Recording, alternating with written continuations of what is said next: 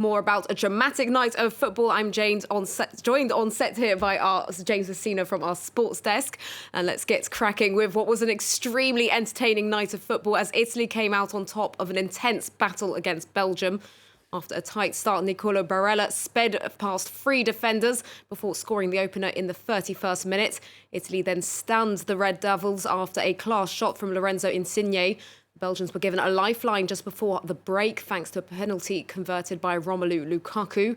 The heat was on in the second half with both sides having several close chances, though it was the Azzurri who held on to their lead and will face Spain at Wembley on Tuesday.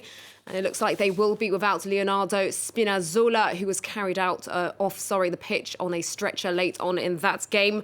James, Italy have arguably been the best team in this tournament so far. They've now seen off the world's top-ranked side. Have they got a good chance going all the way? Well, they've definitely shown how inspired they are, and we've seen them kind of like evolve the whole way on every time. And they've built something. There's this kind of like fire that Mancini's been able to build in the team, because if you look at it, it's working pretty much all the way around. If we take a look at the lineup, for example, from tonight, you can see pretty much straight from the back, you've got huge pressure that they managed to keep against the Belgian side today. Basically, the Belgians couldn't really break if it wasn't for that penalty. Of course, so they would have possibly remains on a goalless game for them. Chiellini, of course, and Spinazzola going straight up to the edge, right to the other end of the pitch, and defending on the very goal line. That I thought that was quite incredible. Very unfortunate, obviously, for the Belgians, but really showing that spirit. And the Italian side was so happy just with that block. And then along the midfield, where you can see he's sticking with those three: Verratti, Jorginho, Barella. Clearly, things working, shifting things towards the front. And when the ball gets towards the front, well, this team is scoring. And so they're not just winning out of small. Every time, we've seen these 3-0s. We've seen again in these last two games. Well, the last one for them was a little bit more rough, obviously. But they're doing what they need to do. And it's even when he's having to field in this like B team, when he made those 8 changes earlier on in the tournament, Italy came out absolutely fine. So there's everything about them that's looking really good. And tonight we had had a brilliant show from their side. I think apart from maybe some of the time wasting towards the end, which kind of, I think to me, it was a bit of a shame to see that because of everything they put on so well. And they were playing so well. So I think they definitely could have held up definitely for those extra minutes. But they seem very, very hard to stop. And in their next game, we're going to see exactly how they're going to come across against, because we now know that they'll be playing up against Spain. So we'll see how they come across a team that loves its possession. Can they counter? Can they grab the ball? I think they've got what they need to be able to do that. Indeed, continuing a very impressive run there. That makes it 32 matches unbeaten for Mancini's side. It was a tough night for the Red Devils, who were unlucky at times, as you mentioned there, James. This tournament was seen as a last shot for this golden generation. What's next for Belgium? Yeah, very much. I mean, unlucky because we saw the amount of opportunities that they had.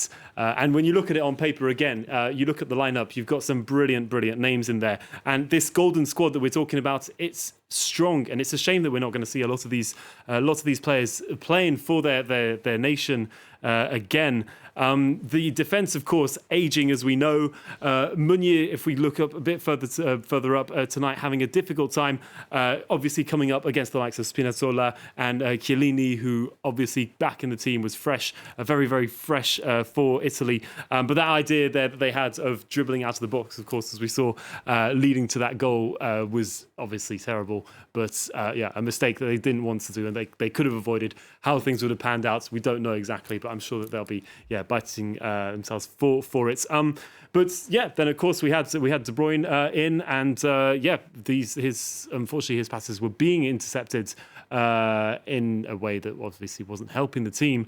But how could he not be fielded, obviously, by Martinez when you got a player of that caliber, obviously returning from injury, not 100% tonight, but it had to be part of it. And you look at the forwards again, Lukaku, those misses, he was so close, and that header just needed to nod it in, didn't he? And it would have changed everything. But I think on the other side, we had Doku, who, I mean, he's 19 years old. He's only recently joined the team. That was so inspirational. And I think we were hoping that he was going to, because in his tackling, in his finding that side really, really well.